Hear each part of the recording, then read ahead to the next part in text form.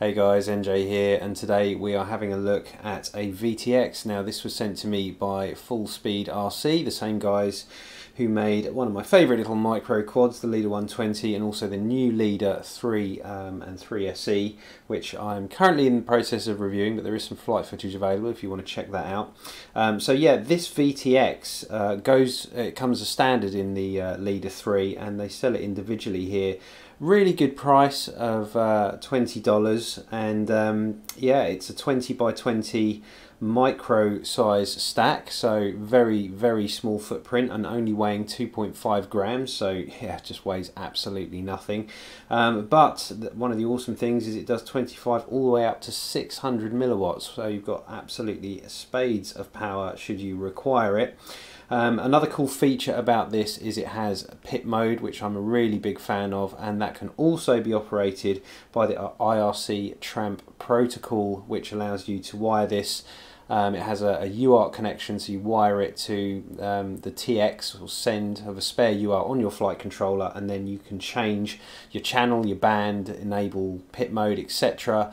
all from the OSD on your flight controller. So really just sort of ticking all the boxes. So if we have a look inside here at this guy, yeah, sneezing it'll disappear, it's pretty tiny.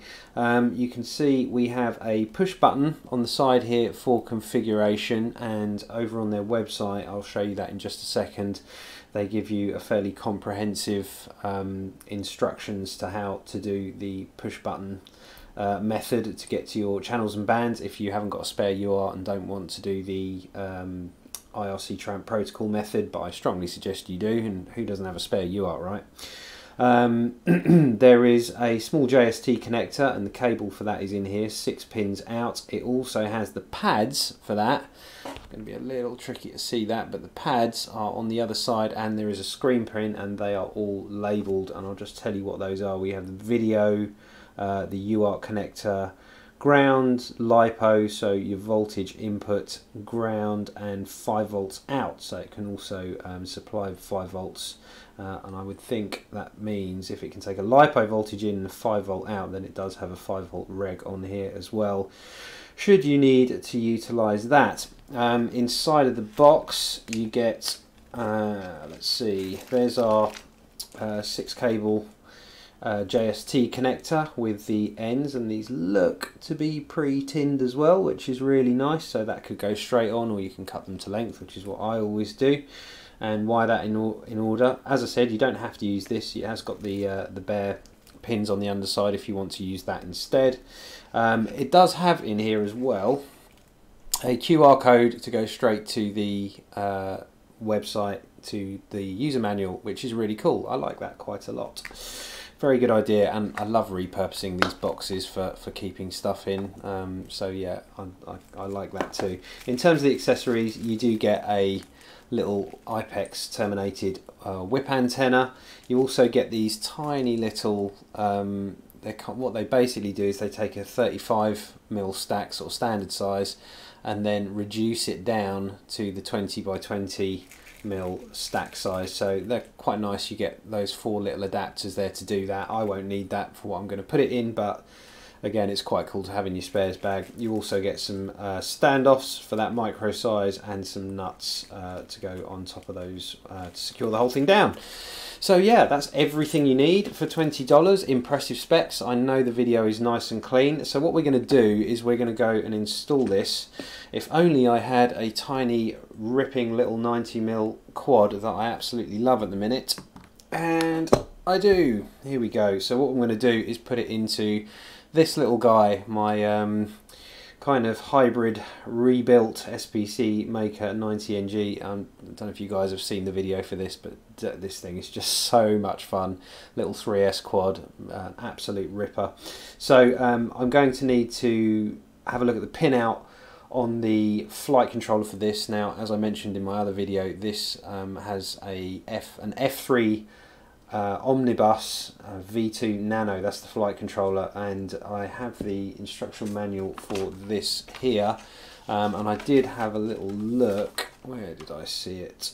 Yeah, just here next to the microprocessor. Just on the edge there is a TX and RX UART 2 pin, so I'm going to take the TX because I want to transmit any changes being made to the UART pin on here. And then obviously the other things we need to wire up is I'll take a 5 volt out, spare 5 volt out from here to supply the board with 5 volts. I'll also need to run a ground, and the last thing, which is obviously quite important, is to run the video into this as well from the video out on the flight controller. So it should be a fairly painless task. This is quite a tight build, but no point talking about it. Let's get on with it. Okay, so first order of service is to remove this top plate. And while I'm at this, any of you guys like Pringles?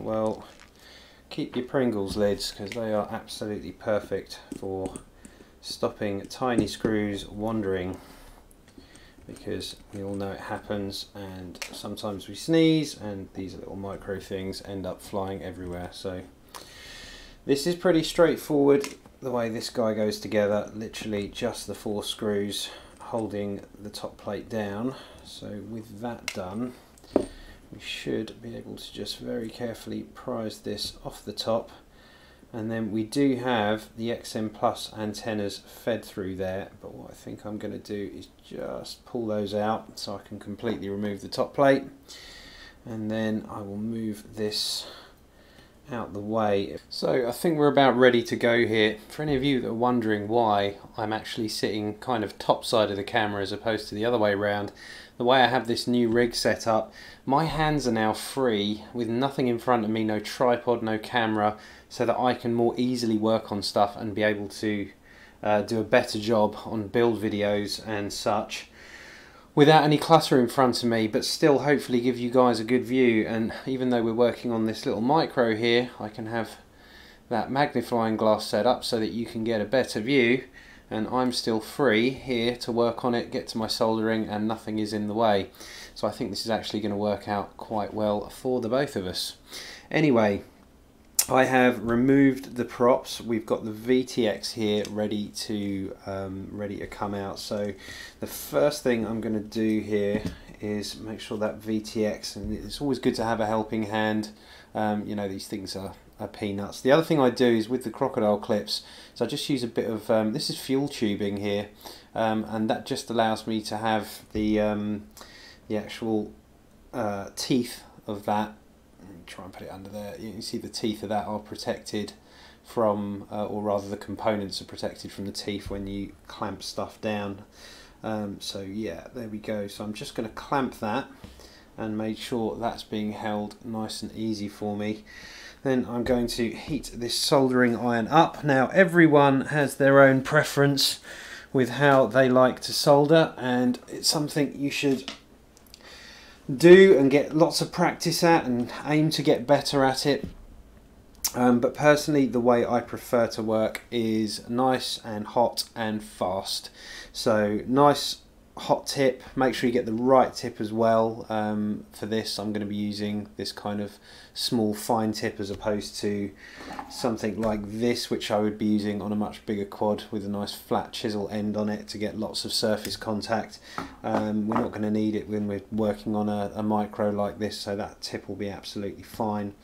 Now I know some of you might think this is a little mad, but I tend to set mine to about 400 degrees on this, so that I can go in and be very, as I said, being fast and quick with high heat has always worked. Got me nice shiny soldering, got me good joints, so that's how I tend to work. And also with something like this where you've got a very tiny tip, it can sometimes be harder to get to the heat to transfer from that smaller amount of contact, so running that a little bit hotter will help. Other things, general practices that I tend to always do, and you should too, is to make sure you clean the tip of your soldering iron. A sponge and water is absolutely fine. but I tend to prefer using wire wool, so I tend to give it a clean off. And if it's really gunky and you can't see that the tips are nice and shiny and soldered, you know, it hasn't got loads of gunk on it, if it's nice and shiny like this when it's cleaned and heated up, you're all good. If not, you can get a solder cleaning. This is like a sort of a gum, and when you put it in there, you can literally just put it in there and it will melt away any of the crud that's on there and leave you a nice shiny solder tip. Also, make sure you use good quality solder. I don't like to use lead free. It just looks, well, it just ends up being terrible solder joint. So I can't remember what the portion of mix that I've used on this is. But it was, I think it's kind of 70-30-ish. That's kind of the mix that I use. But anyway, I digress. So what we need to do now is to remove the three from here. So we have the 5 volts that is supplying power to this old VTX. So I'm just going to go in, use the side of the soldering tip just to get good contact. And there we go, it came away nice and easy. So I know the red wire is 5 volts, it's good that's color coordinated. We've got green for the video out, or video out of the flight controller and into the VTX, and we've got our ground here as well. And sometimes you'll find the grounds are a little more resilient, usually because the ground obviously is most of the time on a common rail, especially on cheaper components. The more expensive components have thermal soaks around the ground so that you can actually heat the ground pad up, but the problem is generally on cheaper stuff you don't have the soaks there, so that when you're heating up the ground, the ground is just dissipating to the rest of the grounds on the whole board. So if ever you're sat there forever trying to pull a ground wire off and it never seems to work, that's often the reason why. Again, a good reason to go in very hot and be as quick as possible. If you don't go in hot enough and you've got that problem, you'll just sit there heating up everything, and you're run the danger of surface solder components coming loose as you just heat up the whole board gradually. Hopefully this will be okay. So there we go. So a little bit longer to put on, but yeah, that was fine. And there's nothing wrong with this VTX. I can certainly repurpose that. So I'm just going to pull that off, and the last thing I like to do is just to clean up those pads that I've just soldered from. So I'm just going to go in and just touch those so that they're left nice and clean and ready for reuse. So there we go, there's the old non-smart audio 100 milliwatt SPC Maker VTX. So still, that will have a use somewhere. I'm going to leave that over there. Again, clean the soldering tip, and then when I'm not using it, I just especially with this TS100, if you just hit both the buttons at the same time on the Rallim firmware, it will start to cool. So I don't like to leave it sat there just baking away. I don't think that's very good for your soldering tip. So before, let's do a couple of things first before we get started. I'm just going to tin this. So I'm going to put some solder. Let's heat the soldering iron back up. And then I'm just going to tin these pads. Now, usually a nice way to do the tinning is to put a flux pen across there. I actually use solder which has flux in it. It's just quicker and easier and less messy. But if you want to do a really nice job, a flux pen will make the solder sip nicely onto the pads. But yeah, I'm not going to bother with that. So again, just before we start, I'm going to clean my soldering tip, make sure it's nice and shiny, which it is. I'm then going to just apply a tiny bit of fresh solder on the end, or solder for my American friends, and then I'm going to start at this end, and I'm going to make sure that the solder is going to contact on the point. I'm going to get nice. I need to get this a little bit flatter.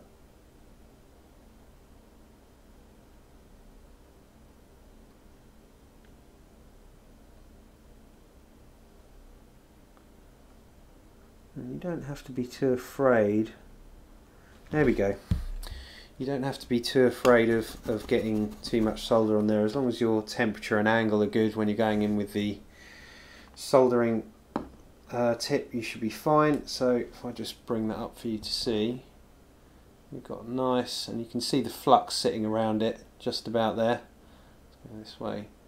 So, and you see how nice and shiny that solder is? Like I said, hot and fast, good lead content, and you'll get that as a result. And I can see, I'm just going to inspect that by eye. Yeah, that's perfect. So next order of business, in order to get this particular board to fit in and not interfere too much with the camera and various other bits, I had to actually mount this board in upside down and 90 degrees out from the way the gyro is actually orientated. Unfortunately for me, the pin I need to get to for TX2 is on the underside in the middle of this board, so I'm going to have to go one level deeper, which means I'm going to need to just remove this camera. So the best thing to do here, I think, is probably, I'm just going to unplug it to make life easy for myself. So I'm going to move the camera out the way, and then what I'm going to do is just remove these 4 standoffs. I know these are not what I would call beginner builds. If you're a beginner and you're tempted by the micro build side of things, be prepared to be very patient, because not only does it require being good with a soldering iron, but it requires you to be very good with a set of these, a set of pincers. And I spent quite a lot of time messing around with circuit boards and bits in my younger years, and I've been soldering since a young age, so it's all stuff I'm really at home with anyway. But if you're not used to that kind of thing, it can be a little bit daunting. So I'm just taking out the JST here, and that should be enough for us to be able to flip this over. Now we can see the wood for the trees, and I remember from my pin-out diagram, and is it labelled here as well? I'm pretty sure it's this guy here. So if I can angle that at the camera right, can you see this solder pad here, this tiny little guy I'm just about pointing at? That is the TX from UART2, and again, precariously close to, precariously placed I should say, very close to the legs of that CPU. So we want to be very, very careful when we tin this guy up. So not something I want to do with that flight controller floating around. I want it to be in a solid place, so I'm just going to do that and make sure that I'm holding it.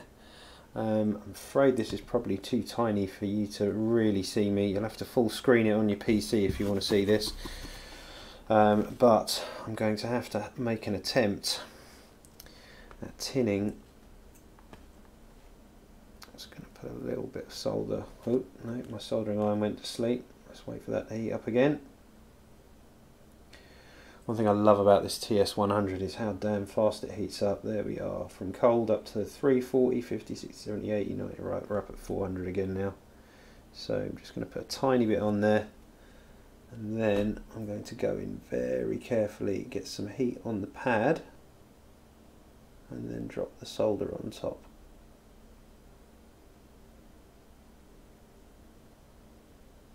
Got it. There we go. So yeah, a little bit tricky. Let me see if I can give you a better shot of that quickly, but you should be able to see a nice shiny blob just about where the end of my fingernail is. You can see that just proud. So there we go, that guy's tinned up. Next thing to do will be for me to get a little piece of silicone wire.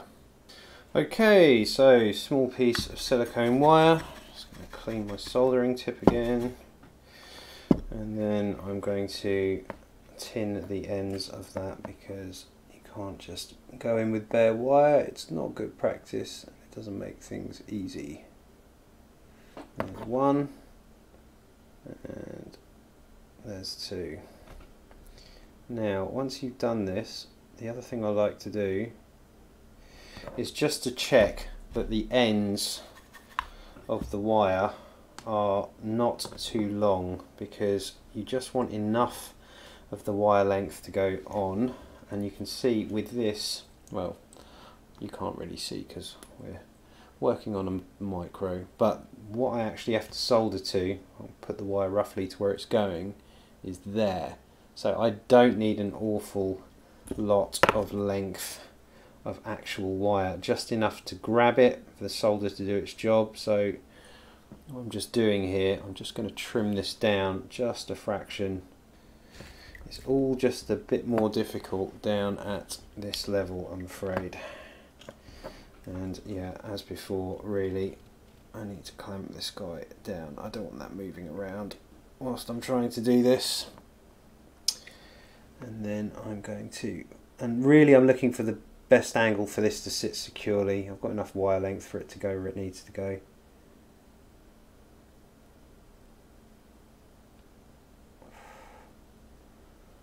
Now that felt pretty good to me, but I'm going to have a look very closely at that to see whether I didn't get a dry joint. So I think, yep, that looks good. Okay. Always like to be sure about these things. So we have our TX2 pin, and I've also inspected to make sure that it's not touching anything else.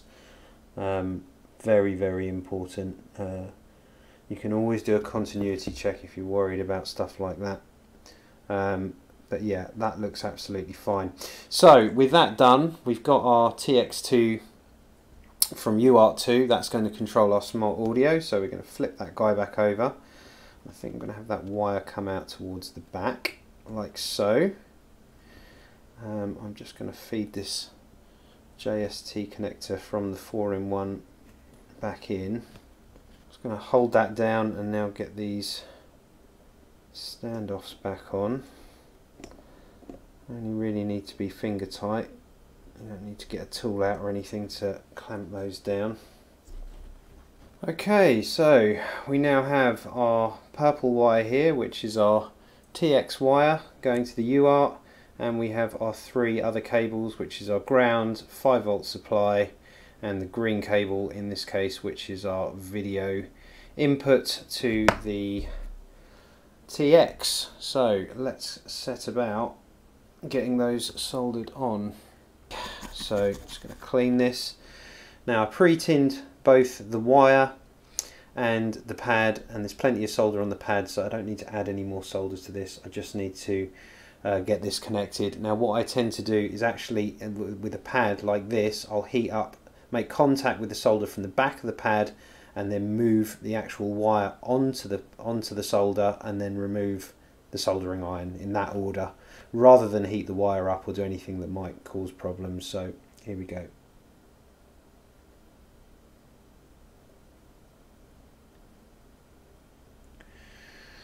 And that all went on very nicely. So the next one down from here I can see is UART, which is this guy. So again, I'm going to use my tweezers here just to get a nice firm grip, and then very gently I'm going to heat the back of the pad, drop it into place, and go over the wire. Done it. I can tell you now, you don't want to drink too much coffee before doing this, working on micro stuff, because only the tiniest little movement of your hand can ruin your day.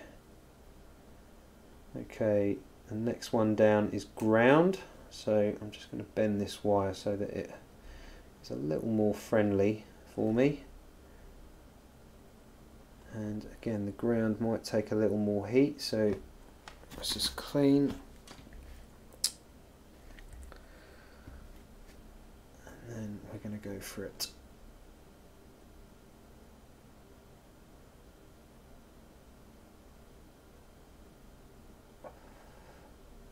Okay, yeah, that's fine.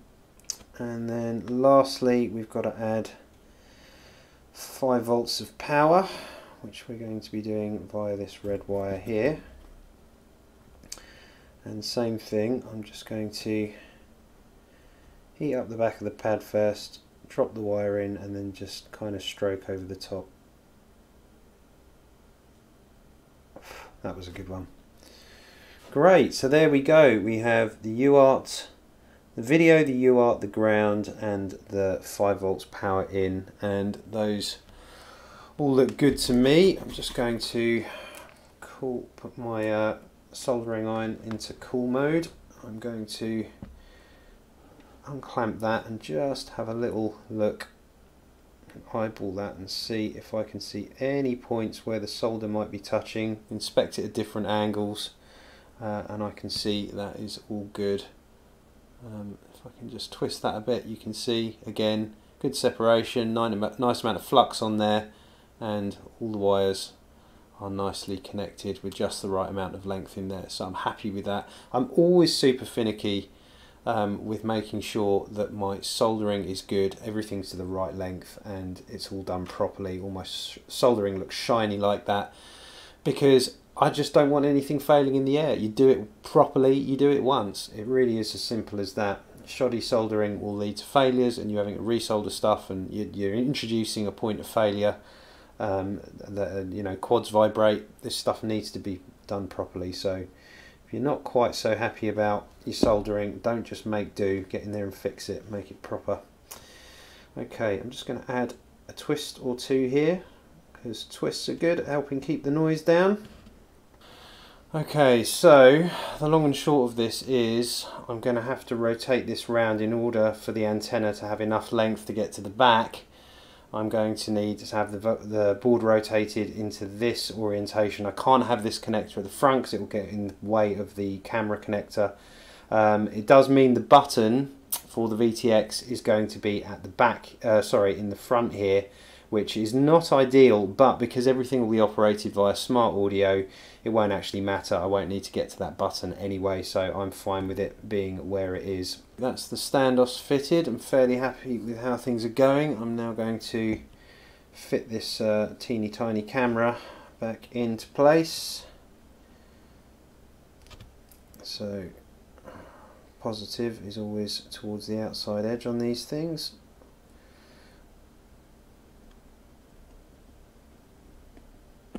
There we go. Camera is in place. Now the other thing we have to do here is just connect up that IPEX antenna. So that is now going to be in the corner here.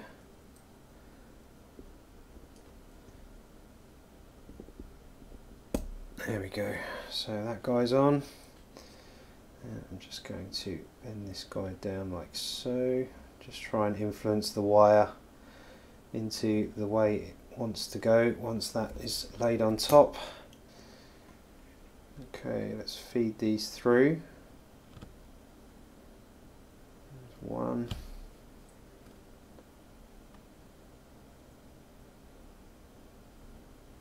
There's the other. The main VTX antenna in place.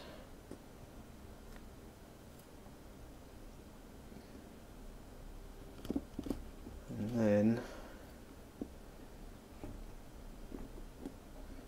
I'm going to need a little bit of pushing around here to get things lined up the way they need to be.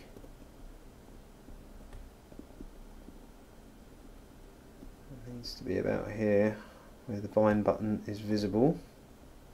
Okay, so a quick visual inspection of that. And it looks like everything fits, so we are all good to get these top screws back on. So I'm just going to hold this in place.